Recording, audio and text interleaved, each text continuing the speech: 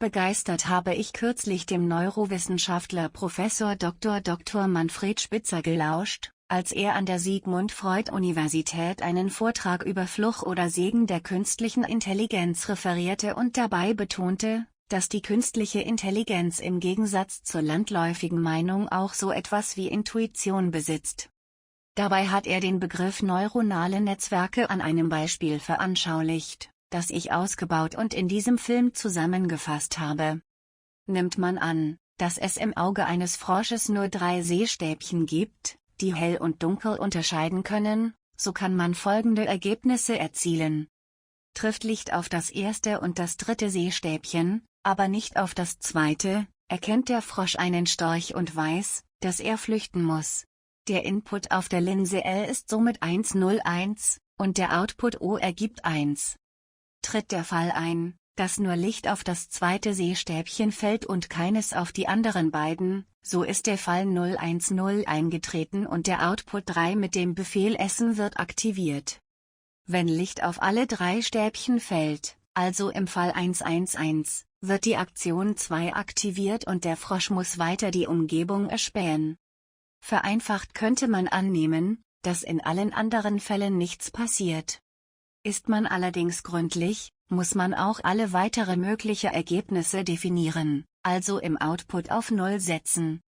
Bei 2 Zuständen, also Licht an oder aus, und 3 Sehstäbchen, ergeben sich 2 hoch 3 Möglichkeiten, also 2 mal 2 mal 2 ist gleich 8 Möglichkeiten. Der herkömmliche Computer müsste also 8 Fälle überprüfen, um entscheiden zu können, ob der Frosch flüchten muss oder etwas zum Fressen gefunden hat. Bei einem neuronalen Netzwerk ist jedes Sehstäbchen mit jeder Aktion verbunden und löst diese Aktion erst aus, wenn mehr als 0,8 an Energie ankommt. Es kommt ohne umständliche Rechenarbeit zum richtigen Ergebnis. Im Fall A kommt bei der ersten Aktion 0,5 plus 0,5, also 1,0 Energie an.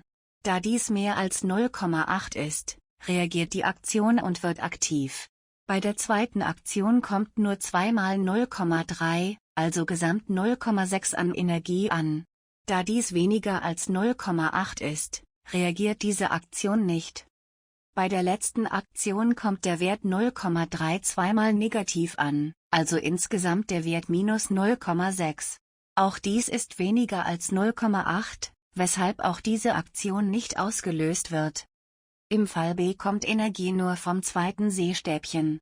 Im Detail sind dies minus 0,5 bei der ersten Aktion und 0,3 bei der zweiten Aktion sowie 1 an der dritten Aktion. Da also nur die dritte Aktion mehr als 0,8 Energie erhält, wird auch nur diese Aktion ausgelöst.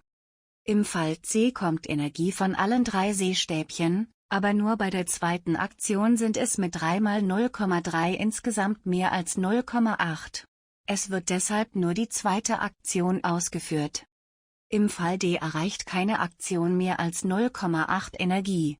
Es wird demzufolge keine Aktion ausgeführt. Ebenso ist dies beim Fall E, beim Fall F, beim Fall G und beim Fall H der Fall. Was aber, wenn der Frosch nicht nur 3 Sehstäbchen hat, sondern 120? Dann müsste der herkömmliche Computer 2 mal 2 mal 2 bis 120 Mal hintereinander mit 2 multipliziert, also unglaubliche 1 Quintillion Möglichkeiten überprüfen. Dafür braucht jeder Computer eine ganz schön lange Zeit. Nun haben aber Frösche viel mehr als 120 Sehstäbchen, wahrscheinlich sogar mehr als wir Menschen, und wir haben sagenhafte 120 Millionen Sehstäbchen. Für normale Computer wäre hier die Rechenoperation gar nicht mehr durchführbar. Wenn aber im Hintergrund neuronale Netzwerke operieren, ist das Ergebnis in Sekundenbruchteilen verfügbar. Doch dem nicht genug. Die Wahrscheinlichkeit, dass unter den unglaublich vielen Möglichkeiten auch noch eine steckt, die sich positiv oder aber auch negativ auf unser oder des Frosches Leben auswirkt, ist sehr groß. Es wäre deshalb nicht überraschend, wenn die künstliche Intelligenz dank des neuronalen Netzwerkes eine oder sogar mehrere neue Futterquellen oder Feinde findet. Und da das neuronale Netzwerk schwer erklären kann, wie es ohne lange Rechenoperationen in Windeseile darauf kommt, wird man diese Lösung wie beim Menschen als Intuition bezeichnen können. Neuronale Netzwerke kommen also zu neuen Erkenntnissen, die Chancen aber auch Gefahren für uns bringen können.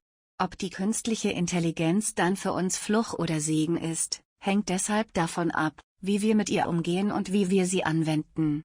Wir müssen keine Angst vor der künstlichen Intelligenz haben, sondern nur vor den Menschen, die künstliche Intelligenz nicht für, sondern gegen die Menschen anwenden.